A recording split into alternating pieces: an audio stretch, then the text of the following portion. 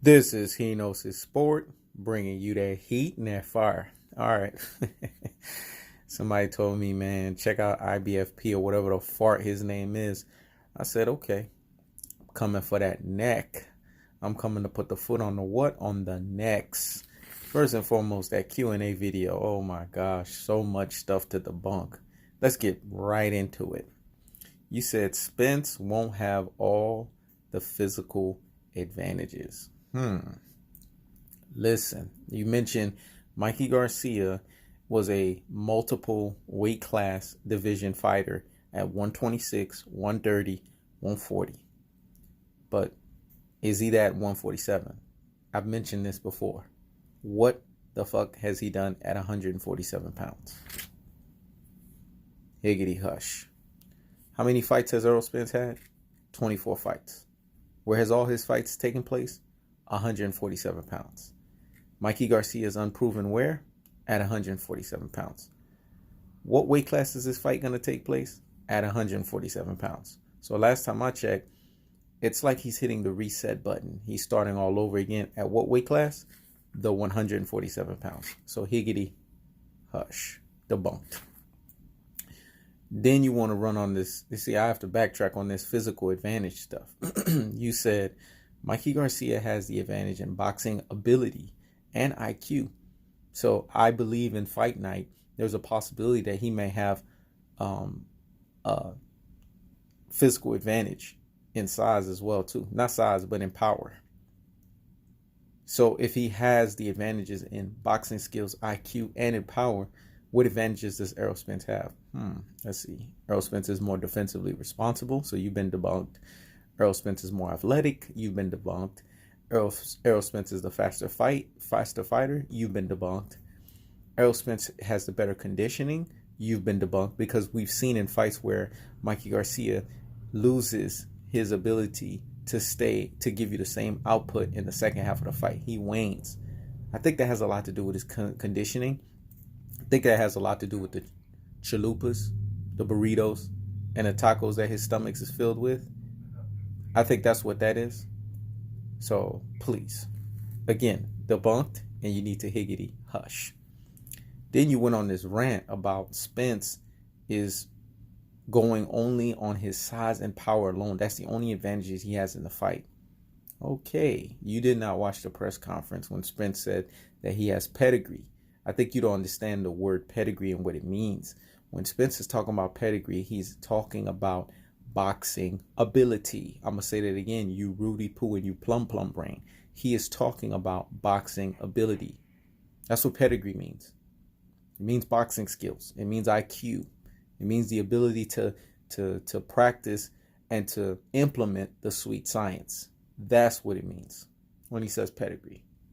He's not talking about his size and his power alone.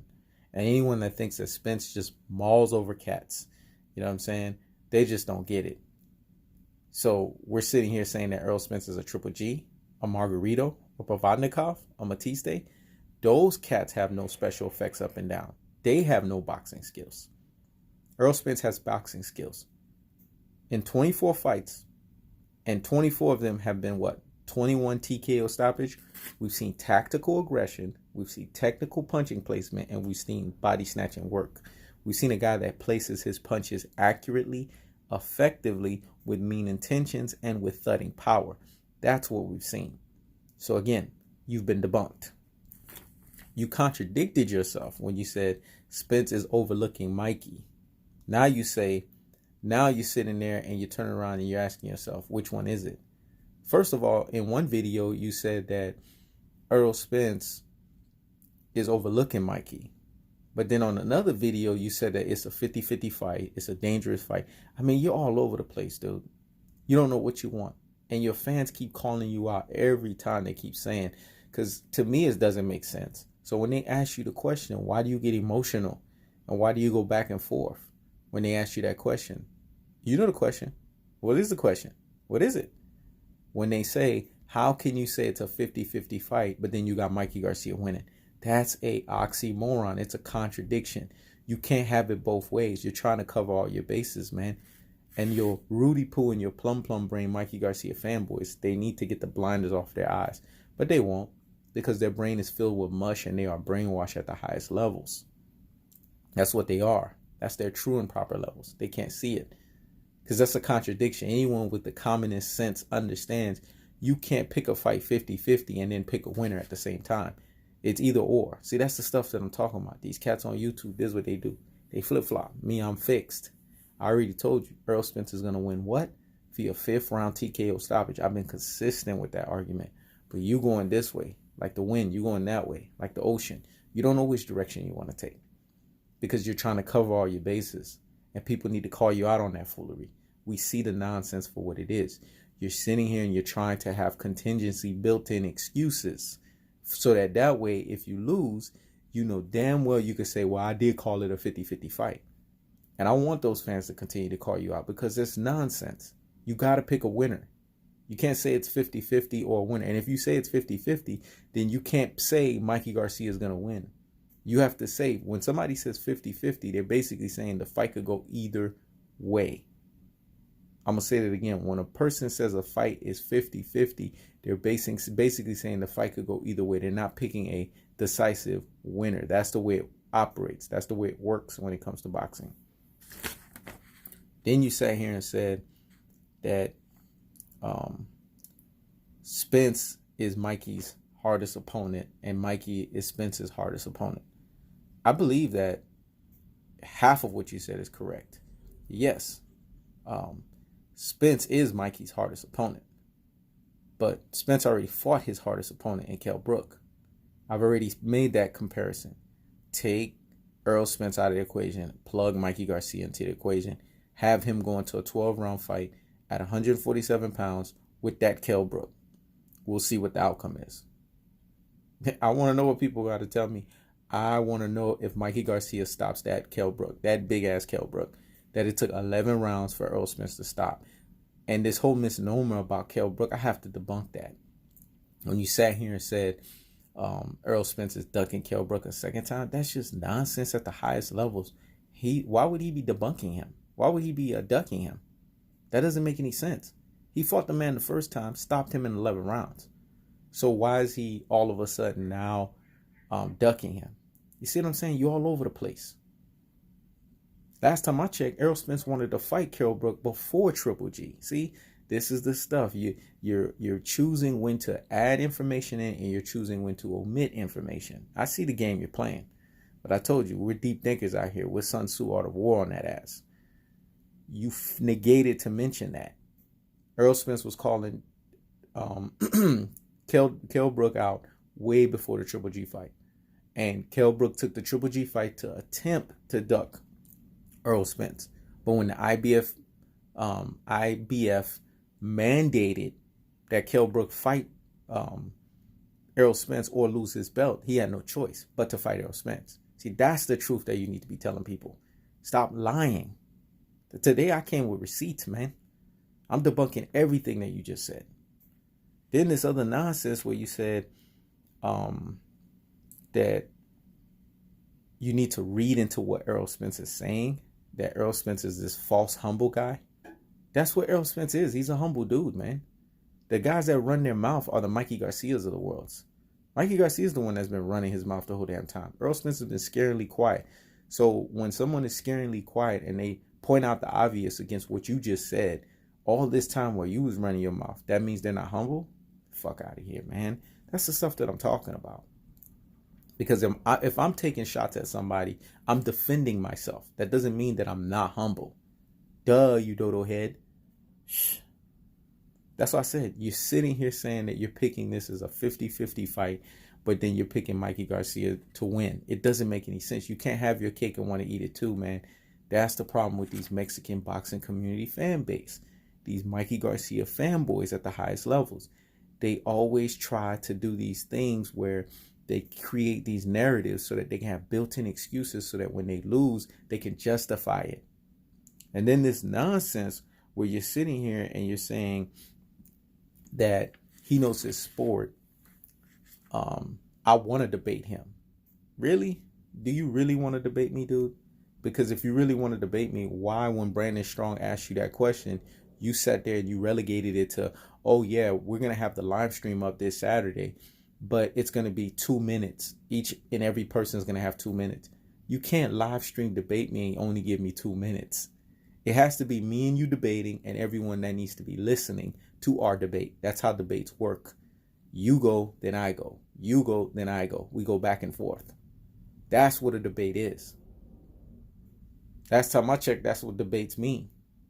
That's what debates are designed to be. Two people going at it in a respectful, intellectual way. I think you can't do that. You want to relegate me now to 2 minutes. First it was typing, now it's 2 minutes because you want to put it, you want to have it on your territory. Look, we Sun Tzu, we are the war up in this thing. We're not going to have it on your territory. It's going to be either on even playing field or it's going to be on my territory. Matter of fact, you need to come on my live stream because I showed up on your live stream. You had technical difficulties and you did not show up and show out. I showed up and showed out. You was afraid. You had technical difficulties. Be real with your fan base and tell them that. Because if you're telling them that and you're being real with them, then they'll understand the magnitudes of what's coming out your mouth. Then this nonsense that you want to sit here. See, I'm coming with everything, man. I'm coming with receipts today, man. I don't got time for this. Then you sat here and you said that Errol Spence isn't half the fighter that Triple G is. Oh my gosh. The same Triple G that Floyd Mayweather said has no special effects up and down. I've said the same thing too. The man has no special effects up and down. What's special about him? All he does is come forward and press the action. Kell Brook exposed him for 8 rounds before that orbital sock got damaged. That was the fight where Triple G had the blueprint. And Danny Jacobs further exposed him after that. So what the fuck are you talking about, man? That's why I say you running your mouth. You want to compare that guy, that slugger, that power hitter to a guy that comes in with tactical aggression, technical punching placement, and body snatching work? You don't know shit about boxing. If you're going to say that that Errol Spence isn't half the fighter that Triple G is. Please. What does that say about Canelo? He went 2 fights with that dude. I'm just saying. See, this goes back to what I was saying about Canelo Alvarez and his 4 glaring deficiencies. Non-athletic, aka slow, lack of speed, subpar head movement and foot movement, conditioning problems. I'm sorry. I have to point it out. I have to call a spade, and he does not like switch hitters. He doesn't like people that switch it up on him because it disrupts what? His timing. This is why he went 2 fights against Triple G and it's been undecided. It's because of those 4 glaring deficiencies. And just like Danny Jacobs exposed Triple G, there's going to be a lot of exposing Canelo Alvarez when Danny Jacobs fights him. I still got Canelo winning 7-5, but I would not be surprised if Danny Jacobs pulls up the upset. If he does not get sloppy and he fights a full fight of pure athleticism and using his combination ability, he can pull off the upset. It's very realistic because Canelo has 4 glaring deficiencies. But you wouldn't know that because you don't know shit about boxing. All you want to do is this. It's the stuff I'm talking about, man. And you had people that are objective on both sides of the aisle. YC, Brandon Strong. These guys don't rule for you or me. These guys are objective on both sides of the aisle. And they called your ass out. YC said everything that I've been saying about Errol Spence. You had no choice but to admit that the boy knows his boxing. The dude knows his boxing. I've admitted it. Anyone that has heard and watched this dude's comments, they could see this guy is not one of these fanboys. He's a pugilist. He knows what he's talking about. And he can have respectful agree to disagree. And you still try to debunk what he said, even though he brought nothing but facts to you. This is the stuff I'm talking about, man. You're delusional at the highest levels. Your video was trash, man. I don't know how you keep coming out with these trash videos and you keep getting in your feelings, man. It's like people have to support you. See, me, I have a whole bunch of your haters coming on my page. And when they don't support me, I just debunk them. That's it. I don't sit there and get all in my feelings about it. You get in your feelings and call them fanboys and you say that they are so delusional in their fanboy for Errol Spence. No, they're bringing facts to you. And you don't know how to counter it. So because you don't know how to counter it, that's the only argument. You say the same thing over and over again. It's like a broken record, man. You keep saying the same thing over and over again, expecting different results, man. That's the definition of insanity, dude. But this is the guy that wants to relegate me to a 2-minute debate. I'm telling y'all, man, this is the stuff I'm talking about. Don't fall for the nonsense. Errol Spence, come March 16, is going to man down, flatline, strap season, Hulk smash Mikey Garcia. There are no two ways around that bad boy. Via what? 5th round TKO stoppage. And book that damn thing, man. And all this stuff where you sitting here and you saying, oh, if Errol Spence wins the fight, I'm going to give a response video to say it was a 50-50 fight and I had him winning. If Mikey Garcia wins, I'm going to say it's a 50-50 fight and this is the reasons why. No. You don't get off the hook. Everybody's waiting to come for your neck, man, because I've already kept the foot on your neck. When March 16 comes, you have to come with a concession video to admit your defeat, your utter defeat. That's what you're going to have to do. Because if you don't do that, you're going to look like the biggest fool, man. People are going to boycott your page. I'm telling you. I already see it. Because I already got the upper hand and the advantage here. And March 16 is going to be the fulfillment of that upper handedness. And when that happens, the roosters are going to have to come. You hear me? The roosters are going to get cooked that day, boy. I'm telling you that right now. There's no running away from this, man. You're already getting your ass served. Have that debate. Get the further serving. And then March 16 will be the final icing on the cake. And then once that happens, we're done, man. We're settled. But until then, keep looking like the fool that you're looking like. Keep looking emotional. Keep looking all over the place. Because more and more, like I said, these ardent supporters are turning against you. And if all you can tell them is that they are emotional fanboys, and that's your argument, it makes you look bad. Because as a boxing pugilist, you're supposed to be able to counter people based on what they say. Not keep saying the same thing over and over again because it sounds good to you and it sounds good to these brain full of mush and brainwash followers. Because it doesn't sound good to people that can reason. It doesn't sound good to people that have neuron receptors that are clicking on all cylinders. It does not sound reasonable to those who have brain cells, which you and your fan base severely lack. You guys are like the Garcia family, man. You are el delusional and el hipocrito at the highest levels. And you guys will get exposed. And like Errol Spence told Mikey Garcia, show me that same energy in the ring. That same energy that you said you was going to TKO stoppage me. Now that's the guy that is so not humble. That little Mikey, a.k.a. the little engine that could not. I'm going to say that again. The little Mikey, a.k.a. the little engine that could not. When Errol Spence exposes his ass for what he truly and properly is, I don't want to hear it. I'm coming for everybody, and I'm keeping my foot on everyone's fucking neck. Because this is the guy that everyone said had the supposedly superior boxing skills, which I don't see. The supposed superior boxing IQ, which I don't see. And the supposed superior ability to have ring generalship and control the ring. I don't see none of that crap. So if Errol Spence defeats this guy, he needs to get respect. He needs to get that respect put on his name. And I need to get the respect put on my name.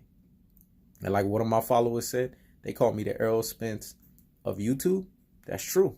Because like Errol Spence, I bring that heat and that fire. I keep the foot on the necks with that pressure of tactical aggression, technical punching placement, and body snatching work. This is He Knows His Sport. Checking out.